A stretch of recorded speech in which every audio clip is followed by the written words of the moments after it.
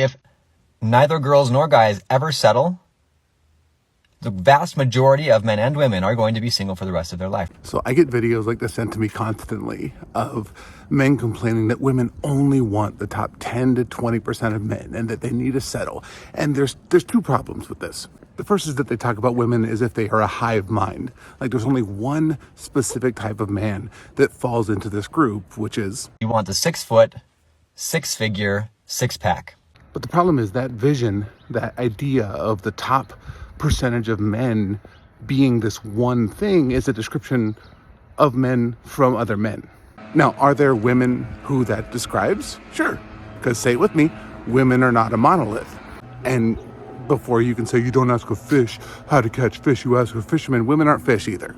So when you actually ask women what they value in a man, rarely does the term 6-pack, 6 figures, and 6 feet come up.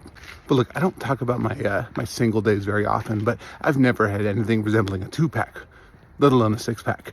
I come from poverty. I've never had any money until well into my marriage, but I still dated a former Playboy centerfold. I dated college athletes. I dated lawyers. I dated scholars, and none of them ever cared that I was broke or chunky.